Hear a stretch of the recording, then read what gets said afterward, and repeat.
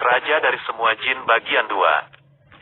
Hanya orang yang menyadari dan mencoba untuk mengambil jalan ke surga akan dibuka jalan kembali ke surga. Allah akan menunjukkan jalan yang benar, jalan yang lurus, dengan berbagai macam proses perjalanan. Setan juga akan mencoba untuk menutup anak-anak dan cucu-cucu Adam yang ingin kembali ke jalan menuju surga dengan berbagai upaya dan trik, dan orang-orang yang sedih akan diselamatkan. Allah telah memberikan izin kepada iblis untuk menghalangi jalannya. Maksud Allah adalah bahwa jalan menuju surga sulit dan mereka yang tulus yang akan datang sampai kesulitan, dan kesulitan akan bersyukur setelah melalui kesulitan perjalanan. Hanya mereka yang ingin oleh Allah akan tiba, dan banyak orang yang tidak bisa ke surga, bahkan mengkritik dan menghina dan merendahkan mereka yang pergi ke surga. Ini adalah bagian dari ujian yang disiapkan oleh Allah, telah diteladankan sejak zaman Nabi. Semua Nabi mengalami pencobaan, perundungan, penghinaan dan musuh. Orang-orang yang melakukan perjalanan ke surga juga akan mengalaminya. Iblis akan berusaha untuk menghalanginya, tidak hanya dengan bisikan yang tak terlihat, tetapi juga iblis akan merasuki manusia lain untuk menghalangi para pelancong dalam perjalanan ke surga, dengan berbagai metode dan upaya. Jadi ketika seseorang belum bermusuhan ketika melakukan perjalanan amalia ke surga, maka itu bisa menjadi cara yang salah. Karena iblis tidak tertarik pada menghalang-menghalangi, akan tetapi menghalangi dengan memasuki tubuh orang lain, sehingga orang itu dikendalikan oleh iblis untuk menghalangi. Ini adalah cerita yang saya tulis, dengan keterbatasan saya sebagai manusia biasa tanpa pengetahuan bahasa menulis. Jika tulisan saya salah, maka itu wajar karena saya bukan orang yang berpendidikan tinggi, saya hanya seorang lulusan sekolah dasar. Juga bukan orang yang berpengetahuan. Bukan orang yang menyimpan pengetahuan. Saya memulai kisah saya ketika saya belajar di sekolah pondok atau sekolah pesantren. Di pondok saya dijadikan pemimpin pondok dan guru. Suatu kali seorang santri saya dari daerah Sumatera dirasuki, dimiliki karena ia berlatih ilmu meraga sukma atau pengetahuan tentang sukma bisa meninggalkan tubuh, mengembara dengan supranatural karena mempraktikkan pengetahuan itu. Pengetahuan itu diperoleh darinya daerah pertama, ketika dia keluar dari tubuhnya jin masuk ke dalam tubuhnya untuk mengganti kontrol tubuhnya, dan ketika ia mencoba untuk mendapatkan kembali ke dalam tubuhnya jin menghalangi dia. Jadi tubuhnya total dikendalikan oleh jin. Orang yang mempelajari ilmu pengetahuan tanpa guru yang membimbing dan mengarahkannya akan dikendalikan oleh jin atau iblis. Jin ini atau iblis akan mencoba untuk menangkap roh orang itu. Aku tidak mengerti sihir pada saat itu, aku kagum dan bingung tentang sesuatu seperti itu. Selain itu, yang kerasukan mengamuk, mematikan semua lampu, mematikan listrik dan menghancurkan trafo listrik, naik ke genteng, berlari di atas genteng pondok itu sehingga banyak genteng yang rusak. Ketika hari mulai petang, anak tersebut mulai dirasuki, anak itu menjadi tebal dan berotot, sehingga sulit untuk memegangi padanya ketika dia marah, semua siswa di pondok kewalahan. Akibat hal itu, banyak fasilitas rusak hanya karena satu anak dirasuki, kami mencoba untuk mengikatnya. Dengan menggunakan tambang, meskipun itu diikat ketat dan kuat, itu masih bisa lepas. Kami bahkan mengikatnya ke tiang pendukung pesantren, itu masih bisa lepas, karena tidak bisa mengatasinya. Jadi kami meminta bantuan dari orang luar, orang yang lebih mengerti yang kami pikir bisa membantu, tapi masih tidak berhasil. Karena itu sangat mengganggu, kami mengembalikan solusinya. Di sana saya berpikir, menghadapi orang kerasukan tidak selesai, benar-benar saya tidak berguna. Saya merenung, apakah ada pengetahuan untuk menaklukkan kerasukan jin yang seperti itu? Tapi perenungan saya hanya terbatas pada perenungan, kita lagi sibuk dengan belajar dan saya mengajar. Kemudian anak lain dirasuki, kali ini seorang gadis, karena para santri adalah santri laki-laki dan perempuan. Kali ini juga mengamuk, ia suka membawa tongkat, siswa lain dikejar dan dipukuli padanya. Karena berbahaya bagi siswa lain, kami mencoba untuk menguncinya. Tapi pintu tempat dia dikurung telah kebuka. Aku tidak mengunci pintu dan tidak mendekat. Karena santriwati perempuan, sedangkan aku laki-laki. Tetapi suatu kali, santri perempuan melarikan diri, dan berlari ke tempat santri laki-laki. Aku keluar dari toilet tanpa mengetahui bahwa ada seorang santri yang kerasukan dan lari ke tempat santri laki-laki. Semua berhamburan untuk melarikan diri, karena dia membawa kayu. Setiap kali dia melihat seseorang yang akan dia pukul tepat di sudut, aku tidak tahu dia akan datang, ketika Aku bertemu dengannya, tangannya membawa pentungan, dan dia diangkat siap untuk memukul. Jika kayu yang dipegangnya membuatku terpukul, aku pasti akan berdarah kepalaku, sementara menghindari itu tidak mungkin. Sekali lagi, tapi, aneh, dia dibekukan, tidak memukul, hanya melihatku melotot, tidak melotot dengan marah atau keras. Tapi melotot seperti ketakutan, untuk waktu yang lama matanya dilingkari dalam warna hitam yang menyedihkan, dan hanya membeku. Karena aku melihat kenyataan yang tak terduga. Aku menjadi berani, lalu aku berkata, mari lemparkan tongkat itu. Tampaknya dia membuang kayu yang dipegangnya. Aku lebih dan lebih berani. Ayo, masuk ke ruang tahanan, aku memerintahkan.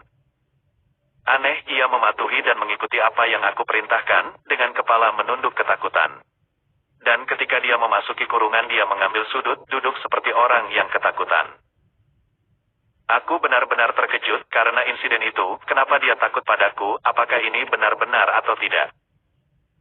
Keesokan harinya dia menendang lagi pintu ke tempat dia dikurung karena kami tidak tahu cara mengobatinya, jadi dia terus dirasuki, aku juga tidak tahu bagaimana cara mengeluarkannya. Aku dipanggil ke asrama perempuan, untuk mengatasi santri perempuan yang kerasukan, aku mendengar pintu ditendang keras dari kejauhan. Aku mencoba dengan tenang berjalan menuju siswa yang dirasuki oleh jin.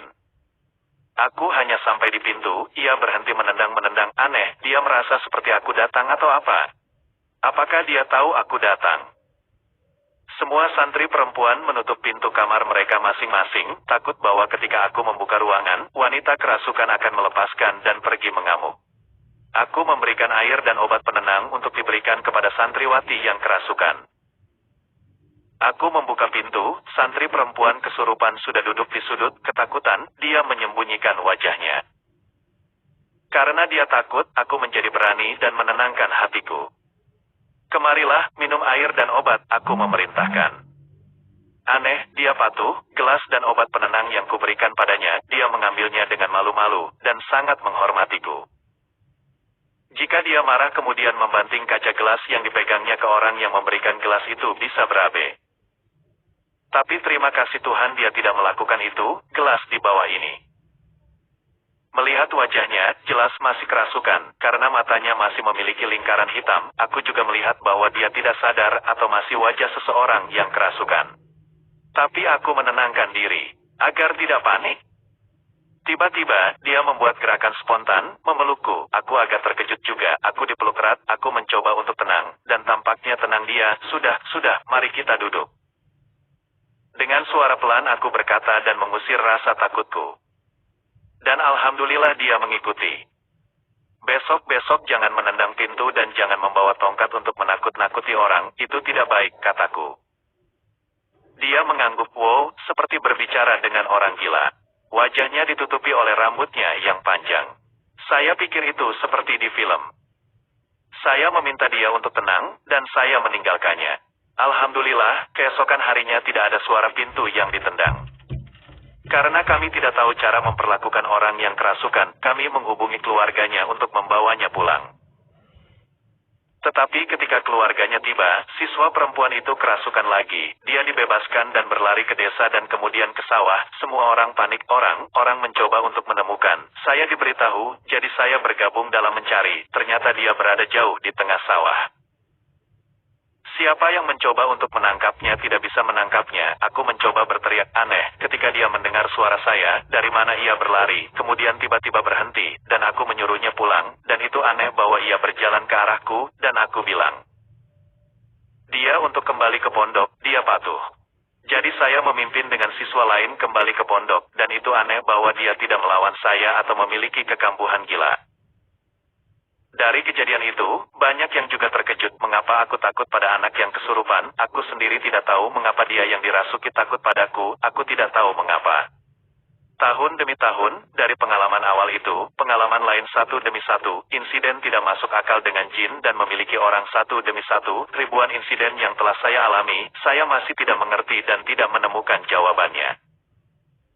Sampai suatu hari ada kerasukan di satu sekolah, semua siswa sekolah dirasuki. Semua paranormal, dukun, kiai dipanggil untuk membantu memecahkan kerasukan di sekolah, tetapi tidak berhasil, sampai saat itu anak-anak sekolah dibawa ke rumah saya. dan aneh yang dirasuki marah di depan saya semua membungkuk. Lalu aku bicara.